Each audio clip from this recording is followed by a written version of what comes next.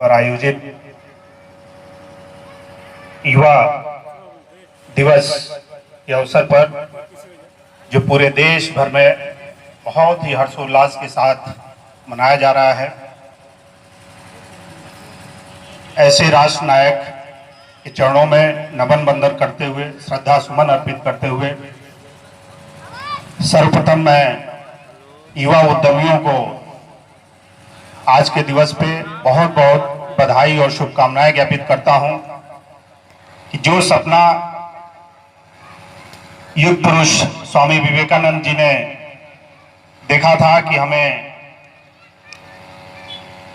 एक संपन्न भारत, आत्मनिर्भर भारत की स्थापना करनी है, उस दिशा में आपने अपना कदम बढ़ाया है। आज के इस अवसर पर कार्यक्रम के संयोजक श्री अंकुर राय जी, जिला मंत्री युवा मोर्चा श्री अभिषेक यादव जी, क्षेत्रीय मंत्री श्री रानू प्रताप राजभर जी, किसान मोर्चा जिला अध्यक्ष श्री ठाकुर प्रसाद सिंह जी, अल्पसंख्यक मोर्चा जिला मंत्री श्री दिलशाद कुरैशी जी,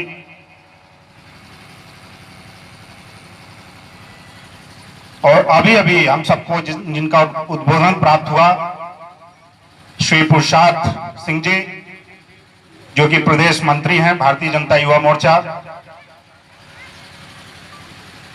आज के इस राष्ट्रीय युवा दिवस के अवसर पर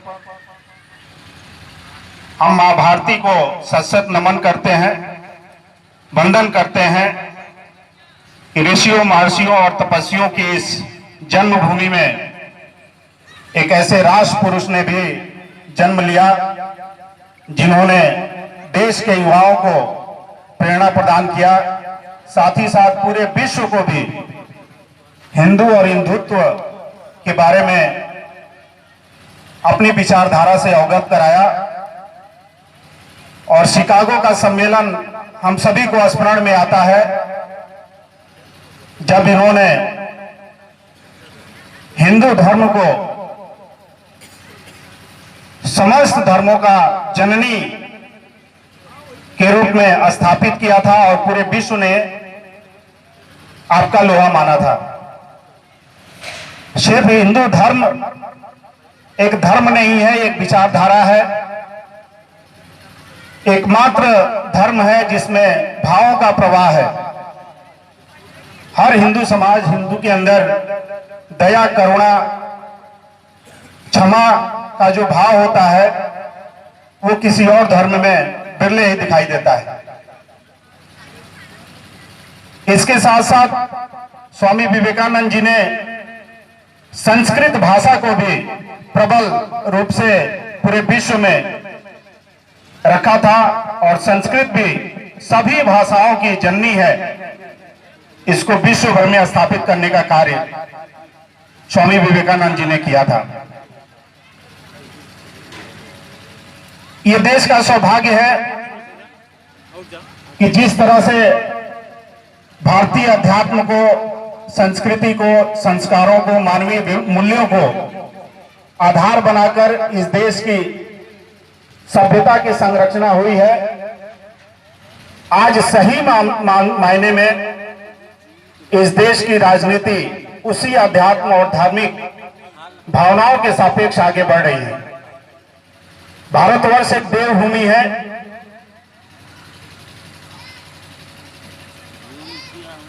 और इस देवभूमि पर अध्यात्म और धर्म को आधार बनाकर राजनीति करने का गौरव इसी देवभूमि को हासिल है। और वर्तमान सरकार के द्वारा उसी दिशा में कार्य किया जा रहा है, राष्ट्रोत्थान का कार्य किया जा रहा है। जबकि विश्व का कोई भी अन्य देश आप ले लें तो आप देखेंगे कि वहां राजनीति आधार है और राजनीति के आधार पर धर्म का पालन किया जाता है। और यही वजह है कि जितनी भी सत्ता आप यूरोपीय और पाश्चात्य देशों में देखेंगे, उनका अनुभव था 50 वर्षों पहले विकास के लिए कृषि उद्योग सबसे बड़ा आधार होता है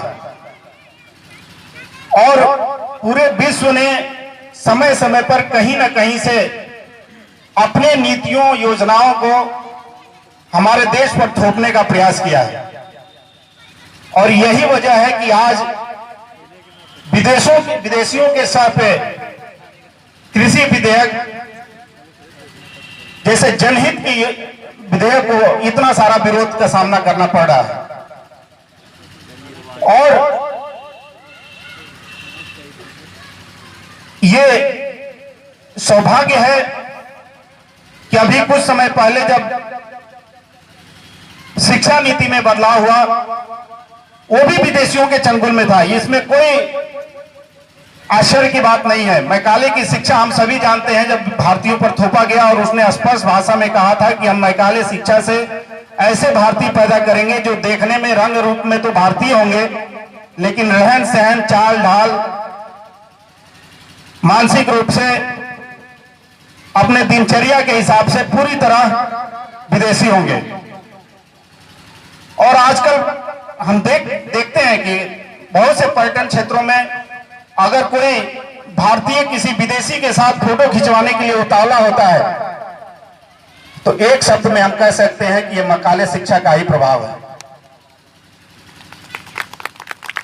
हर तरह से भारतीय संस्कृति सभ्यता संस्कार विदेशियों से कई गुना बेहतर है, लेकिन मैकाले शिक्षा ने विपरीत प्रभाव डाला और उसके दुष्परिणाम हम देशद्रोहियों को भी देखते हैं। तमाम बयान आते हैं सरकार की नीतियों का विरोध करते हुए, वो सारा मैकाले शिक्षा का ही दुष्परिणाम है। आज की वर्तमान स्थिति को ही आप देख लें, पूरा विश्व कोरोना की वजह से त्राही त्राही हो गया। ये भारत की संस्कृति सभ्यता रहन सहन खान पान ही था कि भारतीय आज भी उतनी मजबूती से ही खड़े हैं जहां पूरा विश्व के अस्तित्व का संकट आ गया है और भारतीय मजबूती से अपना कदम जमीन पे जमाए हुए हैं। तो आज की इस अवसर पे मैं पुनः आप सबसे निवेदन करता हूं, आह्वान करता हूं कि हमें आत्मनिर्भर भारत के सपने को साकार करना होगा। स्वदेशी की भावना से अपने स्थानीय उद्योगों को उद्यमियों को प्रोत्साहित करना होगा, बढ़ावा देना होगा। वोकल फॉर लोकल के साथ हमें आगे बढ़ना होगा। स्थानीय उत्पादों का इस्तेमाल, प्रकृति से जुड़ी हुई प्राकृतिक दिनचर्या रहन सहन का अनुपालन भी बहुत आवश्यक है और उसी दिशा में हम अपने उद्यमियों के प्रति, अपने देशवासियों के प्रति और देश के प्रति भी न्याय कर पाएंगे। ये भावना तेजी से आगे बढ़नी चाहिए और मैं इसी विशेष निवेदन के लिए आप सबके समक्ष अपनी बात रख पाया हूं। मैं आप सभी का आह्वान करता हूं, आज के इस ऐतिहासिक दिवस पर आप सभी को बहुत बहुत बधाई और शुभकामनाएं देता हूं। और जिस तरह से युग पुरुष भारत के प्रथम ध्वजवाहक स्वामी विवेकानंद जी ने हमारे प्रेरणा को सार्थक किया था, जिस ओर जवानी चलती है उस ओर जमाना चलता है, इस बात का लोहा मनवाने वाले स्वामी विवेकानंद जी प्रथम राष्ट्रपुरुष थे। आज उनके चरणों में मैं नमन वंदन करते हुए, श्रद्धा सुमन करते हुए, अर्पित करते हुए अपने सभी युवा साथियों का आह्वान करते हुए आप सभी उद्यमियों को बहुत बहुत बधाई और धन्यवाद ज्ञापित करते हुए अपनी वाणी को विराम देता हूं। जय हिंद, जय भारत, जय श्री राम।